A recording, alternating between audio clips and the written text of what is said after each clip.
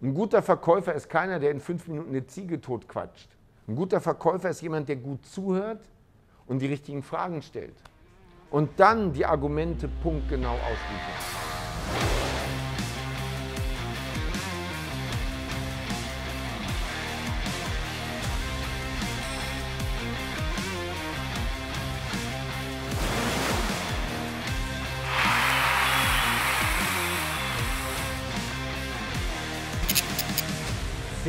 Krasse Fehler im Verkauf.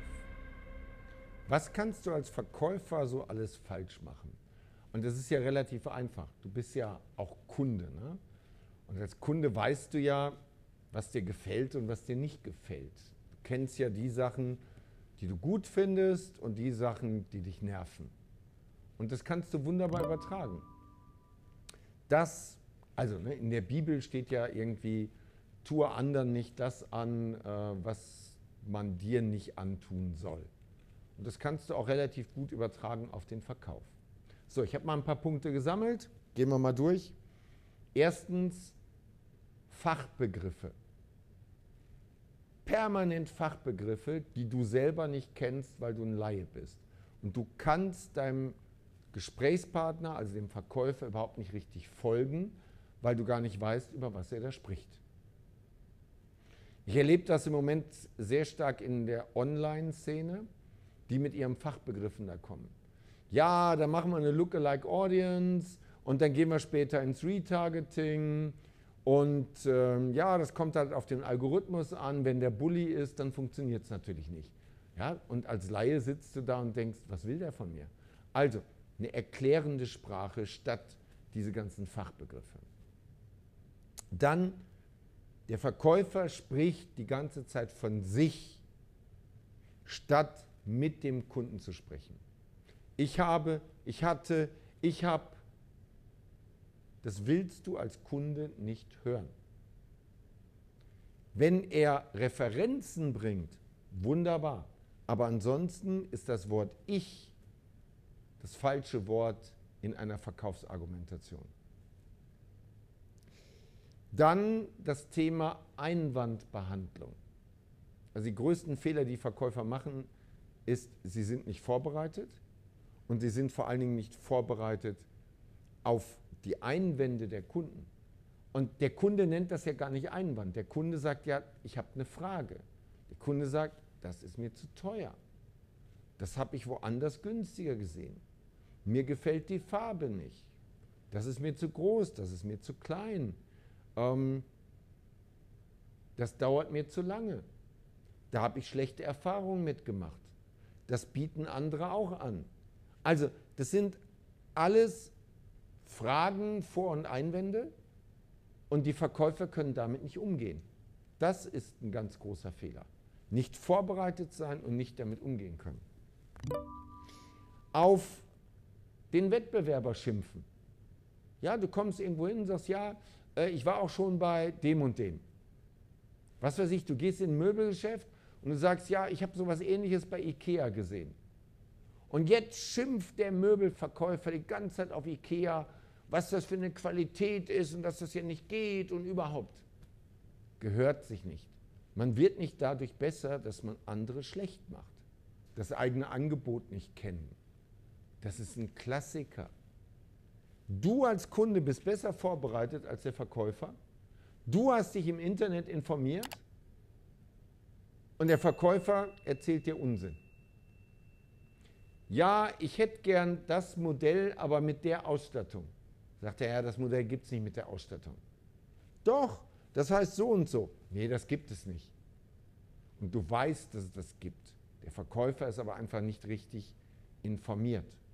Das ist auch peinlich. Keine Umgangsformen. Keine Umgangsformen. Keine ordentliche Begrüßung. Was weiß ich, kein Blickkontakt zu der anderen Person. Überhaupt kein Blickkontakt. Keine Umgangsformen, was die Kleidung angeht. Da gibt es so viele Sachen, die einfach sich nicht gehören. Heftiger Fehler von Verkäufern. Eine 0815-Beratung, eine Beratung, die alle kriegen. Aber ich habe ganz individuelle Bedürfnisse und Fragen und es wird nicht darauf eingegangen. Riesiger Fehler im Verkauf. Dann die Argumentationsdusche. Er bringt dir unglaublich viele Argumente, ohne einmal zu fragen, was dir wichtig ist. Vielleicht hast du nach dem zweiten Argument schon eine Kaufentscheidung getroffen. Und jetzt zerredet der Verkäufer den Abschluss, weil er die ganze Zeit weitere Argumente bringt. Geht gar nicht. Missachtung von Kaufsignalen. Als Kunde gibst du dem Verkäufer das Signal, du bist soweit, du würdest es nehmen. Und der Verkäufer macht aber einfach weiter. Übrigens, das geht ganz schnell. Du kannst schon im dritten Satz, im zweiten Satz schon ein Kaufsignal bringen als Kunde und der Verkäufer argumentiert und quatscht dich tot. Ein guter Verkäufer ist keiner, der in 5 Minuten eine Ziege tot quatscht. Ein guter Verkäufer ist jemand, der gut zuhört und die richtigen Fragen stellt. Und dann die Argumente punktgenau ausliefert. Es wird kein Abschluss gemacht. Erlebe ich ganz oft. Der Kunde wird endlos beraten und dann wird kein Abschluss gemacht. Schließe ab. Verbindliche Vereinbarung. Der Verkäufer steht nicht hinter seiner Firma, seinem Preis, seinem Produkt, seinem Beruf. Er liebt das nicht, was er tut. Riesenfehler und du spürst es als Kunde. Du spürst als Kunde, wenn der Verkäufer nicht hinter seinem Produkt steht, seiner Marke steht, seinen Preisen steht. Ich hatte mal ein Gespräch mit jemandem von der Deutschen Bank. Und der sagte mir, Herr Kreuter, ich habe meine Baufinanzierung auch nicht bei der Deutschen Bank. Wo ich denke, hallo, wie viele Jahre arbeitest du schon hier? Wie willst du mich als Kunden überzeugen, dass ich mit der Deutschen Bank mehr mache, wenn du selber nicht mal deine Baufinanzierung bei deinem Arbeitgeber hast? Das geht nicht. Du musst hinter dem stehen, was du da tust. Ja, und der letzte Punkt, die größten Fehler der Verkäufer, es wird nicht nachgefasst. Keine Ausdauer, kein Durchhaltevermögen, es wird nicht nachgefasst. 80% der Aufträge kommen durchs Nachfassen. Nur 20% der Aufträge kommen direkt. In dem Sinne, wenn du sagst, hey, ich kenne noch andere Fehler, die ich fatal finde, das sind ja nicht alle, das sind so die gröbsten. Wenn du sagst, ich kenne noch andere Fehler, schreib es in die Kommentare rein. Ich bin gespannt auf den Austausch. Liebe Grüße, fette Beute. Übrigens, verkaufen lässt sich lernen. Und all die Punkte, die ich gerade beschrieben habe, die kannst du alle eliminieren, wenn du lernst zu verkaufen. So, wie lernst du es am besten?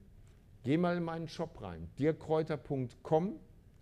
Dort gibt es den Shop und dort findest du ganz viele Möglichkeiten, richtig gut verkaufen zu lernen. Übrigens, ich empfehle dir auch den Newsletter zu abonnieren, weil du dann immer erfährst, wenn es neue Produkte gibt, neue Events und wenn wir Aktionen machen. Findest du alles auf dirkreuter.com und ich freue mich dann, wenn du ein noch besserer Verkäufer wirst. In dem Sinne, Attacke und fette Beute.